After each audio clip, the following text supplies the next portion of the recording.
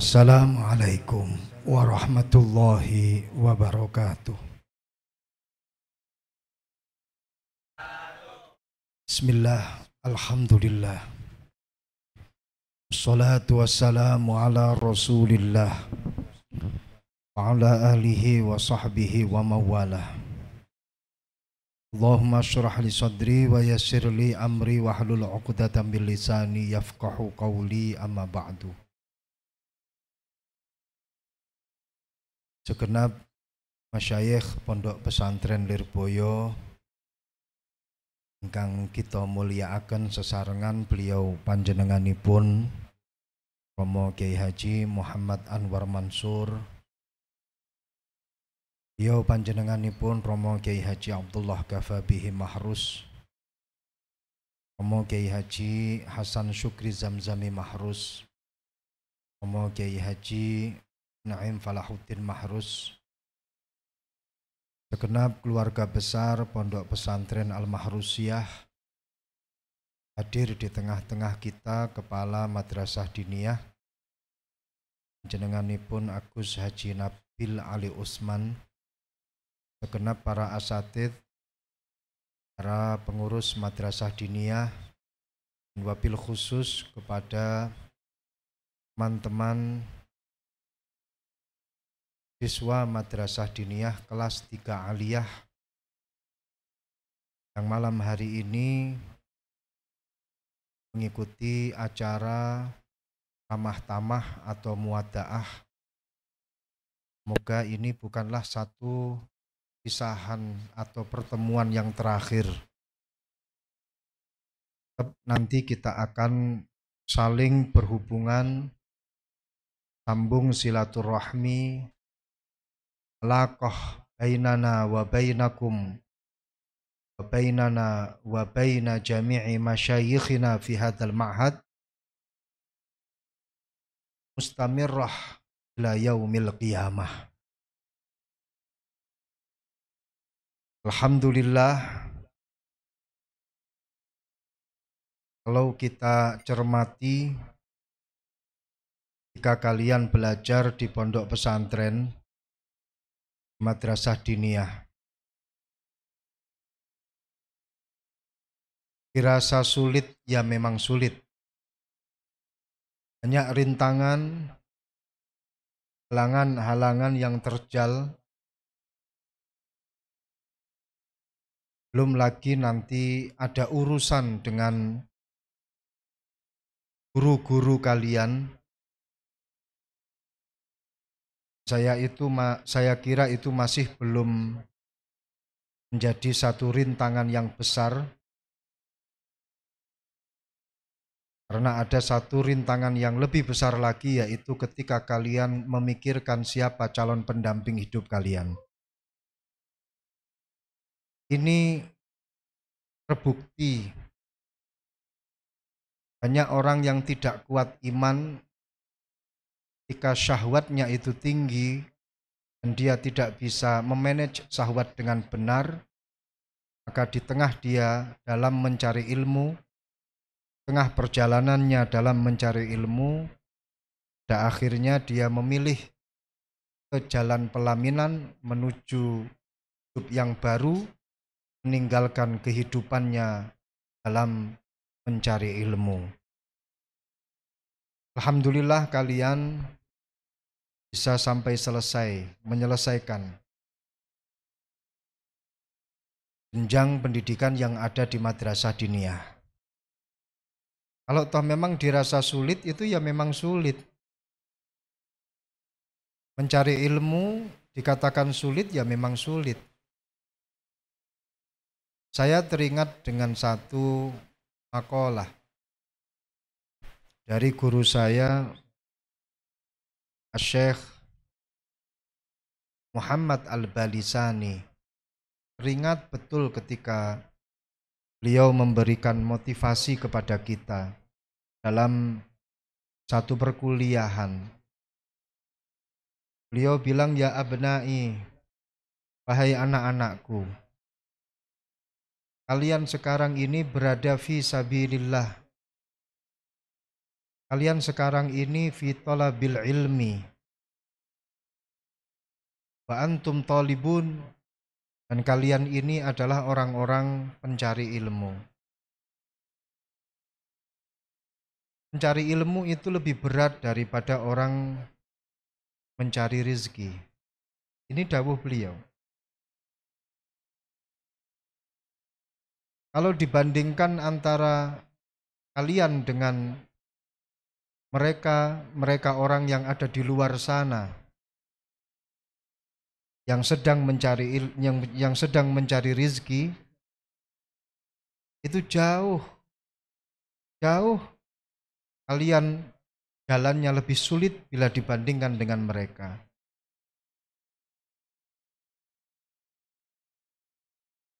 Kalau kita pikir-pikir, dan memang benar apa yang disampaikan oleh beliau. Satu, karena memang al-ilmu itu adalah wasilah ila kulli fadilah. Ilmu itu adalah wasilah untuk mendapatkan segala keutamaan. Kalian bisa menjadi mulia karena ilmu. Kalian bisa menjadi utama juga karena ilmu. Maka dari itu didawuhkan man arada dunya fa'alaihi bil ilm. Man aradal akhirah fa'alaihi bil ilm. Man aradahuma fa'alaihi bil ilm. Semuanya dengan ilmu. Kunci kehidupan kita itu ada di ilmu. Ini belum sampai pada kesuksesan. Masih pada taraf kehidupan saja, itu kuncinya itu ada di ilmu. Seperti yang disampaikan di dalam Ta'limul Muta'allim, al-jahil mayyitun qabla mautihi. Orang yang bodoh itu adalah seorang mayit sebelum datang ajalnya. Jadi orang yang tidak punya ilmu, dirinya sendiri ini sudah menjadi mayit sebelum nyawanya dicabut oleh malaikat Israel. Kenapa? Karena la faidata lahu fi hayatihi, la faidata lahu fi mujtama'ihi, la faidata lahu fi ghairihi. Gak ada faidah hidupnya. Untuk masyarakat gak ada faidahnya, untuk manusia juga gak ada faidahnya. Bahkan untuk dirinya sendiri tidak ada faidahnya. Makanya ilmu itu adalah sumber kehidupan untuk kita. Kita bisa hidup karena ilmu kita. Semakin banyak sumber kehidupan yang kita miliki, maka semakin cerah kita menyongsong hidup kita. Dan sebaliknya, semakin sedikit sumber kehidupan yang kalian miliki, maka jauh kalian akan menjadi SDM yang unggul. Ini belum pada taraf kesuksesan. Sampai nanti pada kesuksesan di mana dikatakan bahwa al-ilmu wasilah ila kulli fadilah. Ilmu itu adalah lantaran untuk menuju pada semua keutamaan. Bahkan derajat kita di depan manusia, derajat kita di depan Allah Subhanahu wa ta'ala, itu pun juga dengan barokahnya ilmu. Yarfa'illahu alladhina amanu minkum walladhina utul ilma darajat.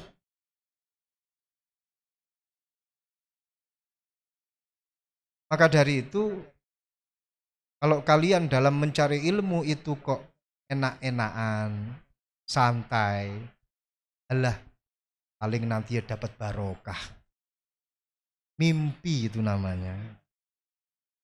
Tidak ada. Al-barakah la tujadu illa bil jiddi wal harokah.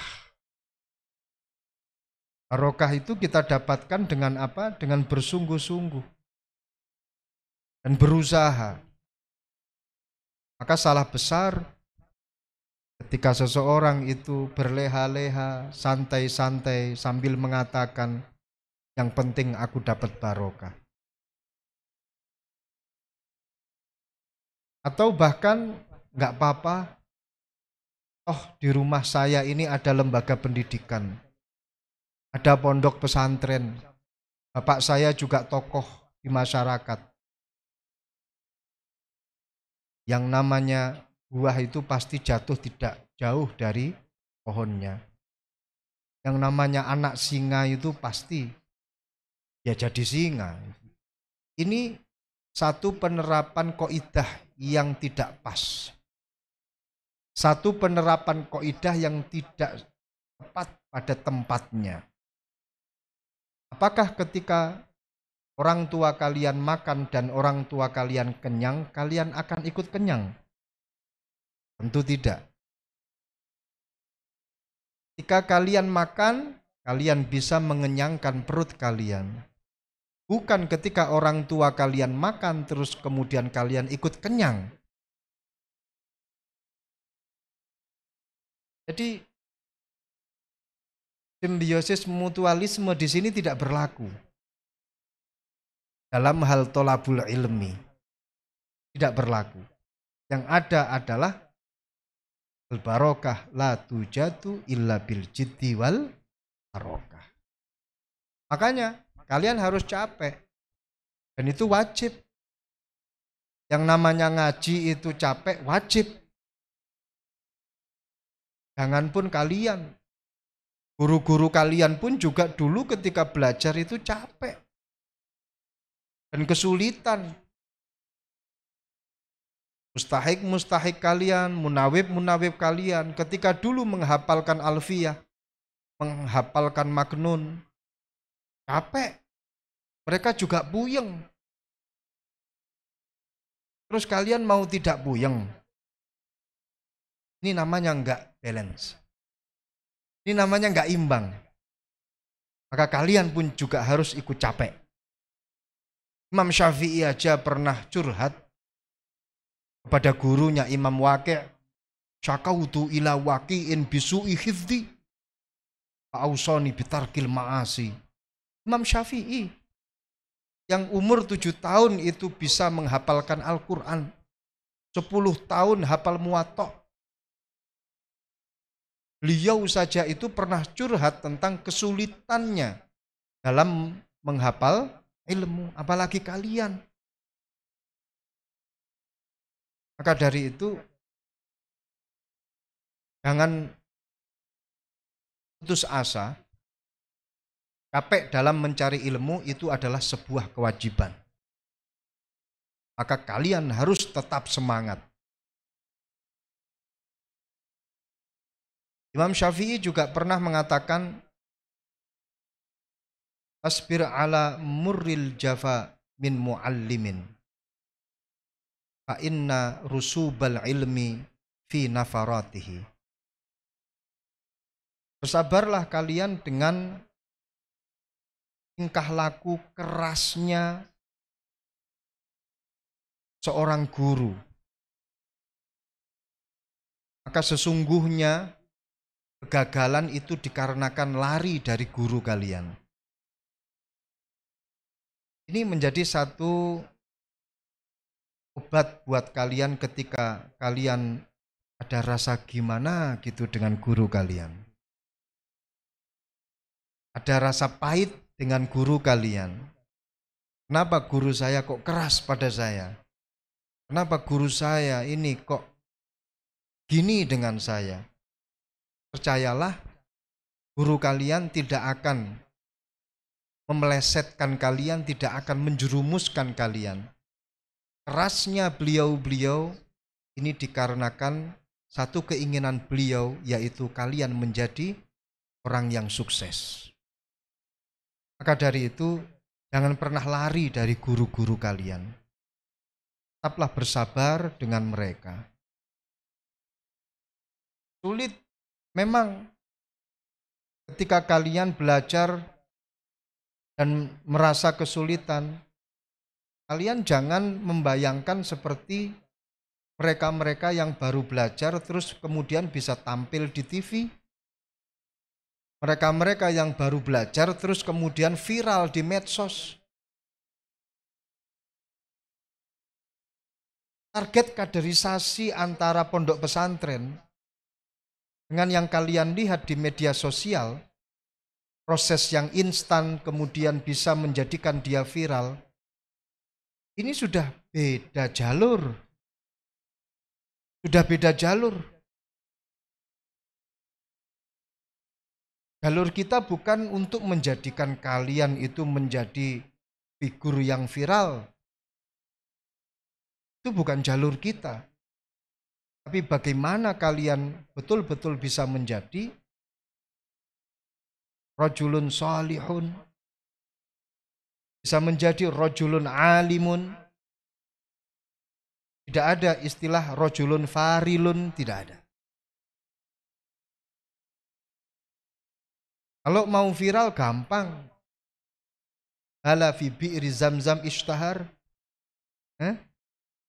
Ala fi bi'ri zamzam ishtahar. Gampang kalau viral itu.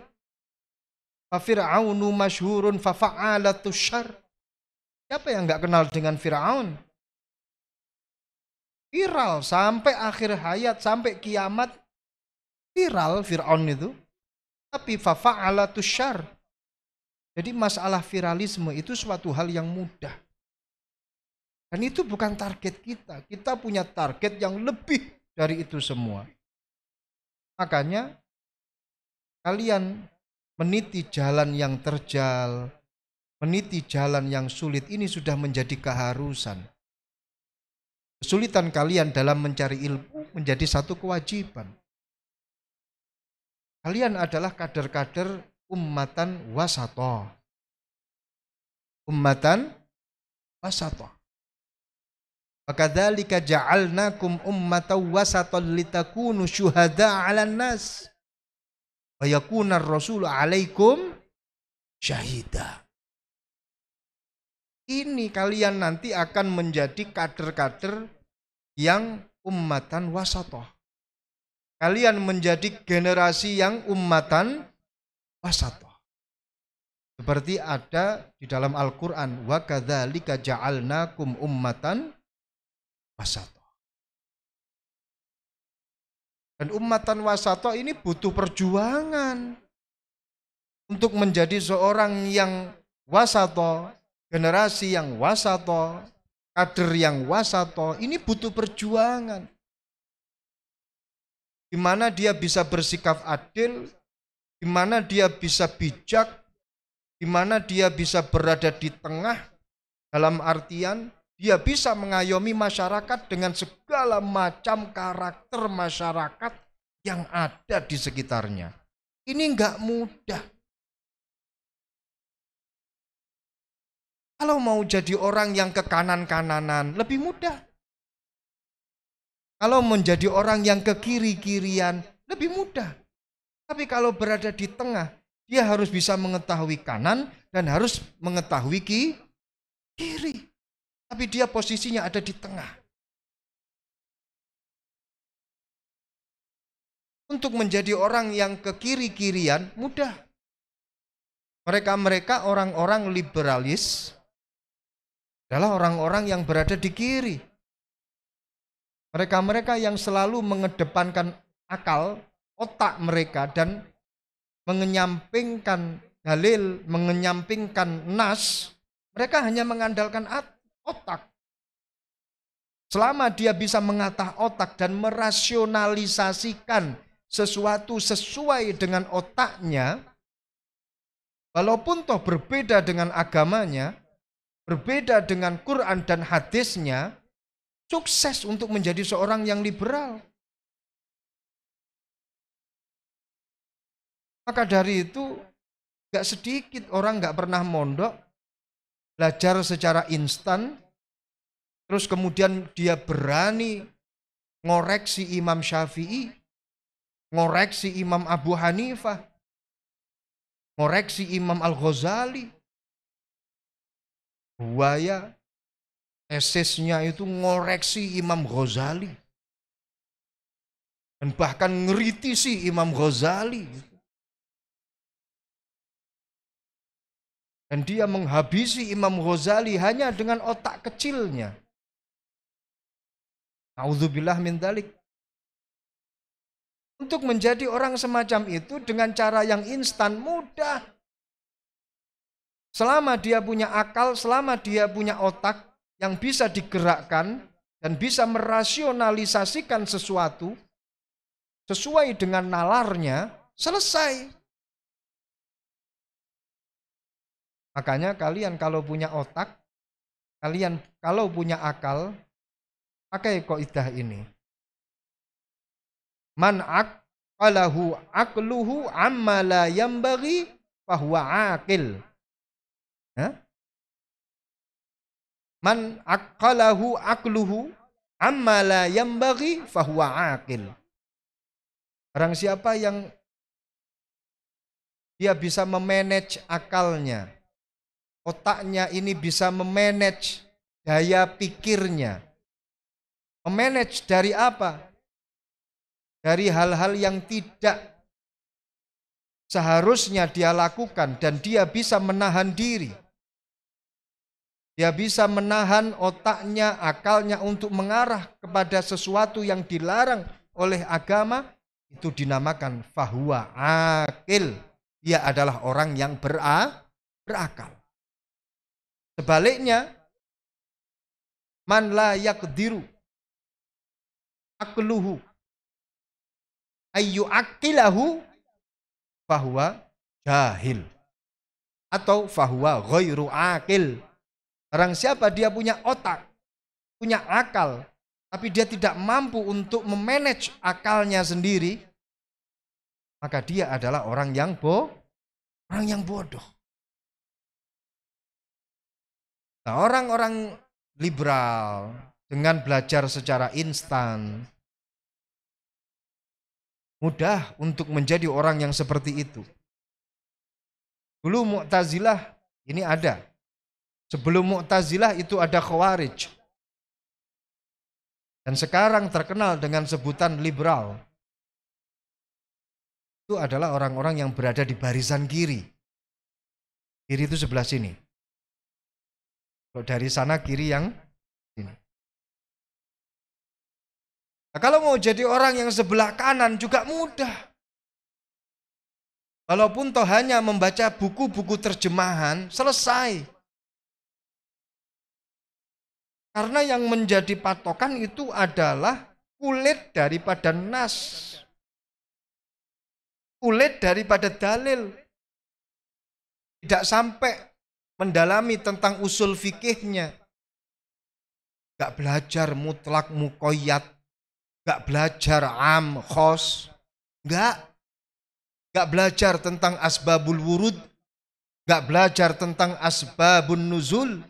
Yang penting dia tahu dari sisi terjemahannya semacam ini, dari sisi kulit nas semacam ini, selesai.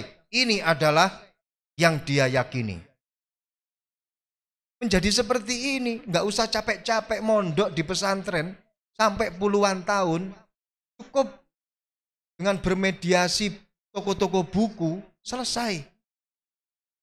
Menjadi seperti ini mudah. Orang-orang yang kanan. Hasilnya seperti Abdurrahman bin Muljam yang membunuh Sayyidina Ali ketika dia menafsiri wa man lam yahkum bima anzalallah ulaika humul kafirun. Lihat dari sisi kulitnya saja. Dan banyak sekali orang-orang yang mengikuti apa yang dilakukan oleh Abdurrahman bin Muljam saat ini. Banyak sekali. Di mana dikit-dikit teror, dikit-dikit sikat, dikit-dikit bakar, dikit-dikit bom, dan lain sebagainya. Berbeda dengan dia, sikat. Man ittasa'a ilmuhu ittasa'at rahmatuhu. Orang siapa yang luas ilmunya, luas kasih sayangnya. Man kasura ilmuhu qalla inkaruhu. Orang ketika memiliki ilmu yang luas, maka sedikit ingkarnya kepada perbedaan-perbedaan. Sehingga orang yang mengatakan dirinya selalu benar, itu mungkin hanya belajar dari satu sisi saja tanpa mempelajari yang lainnya. Jika kalian berada di tengah, kalian mengetahui yang kanan itu bagaimana, kalian mengetahui yang kiri itu bagaimana, sehingga kalian butuh perjuangan yang panjang. Butuh perjuangan. Dan inilah yang dimaksud dengan ummatan wasata.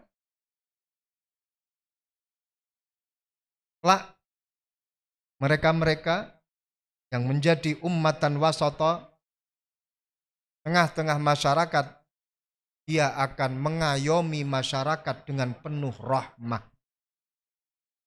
Man ittasa'a ilmuhu ittasa'at rahmatuhu. Di tengah-tengah masyarakat dia ngayomi dengan satu kaidah, himmatul ulama ar-riayah. Semangat daripada seorang ulama itu adalah mengayomi masyarakat dengan berbagai macam karakter masyarakatnya. Dan itu saya harapkan kalian ada di sini. Kalian menjadi generasi yang ummatan wasata. Kalian menjadi generasi yang memiliki semangat ar-riayah 'alal ummah, ar-riayah 'alal mujtama'. Ini yang kami harapkan. Kelak nanti seperti yang ada di dalam Al-Qur'an, wa kadzalika ja'alnakum ummatan wasata litakunu syuhada 'alan nas. Manfaat kalian tidak hanya di dunia saja, tapi kelak nanti kalian akan menjadi syuhada, kalian akan menjadi orang-orang yang bersaksi. Bersaksi untuk siapa? Untuk manusia yang hidup sebelum kalian. Jadi dalam tafsirnya, yang dimaksud dengan ummatan wasata, menurut Al-Imam Al-Baghawi, menukil kalamnya Imam Al-Kalbi, ummatan wasata adalah orang yang tidak ifrat dan tidak tafrit.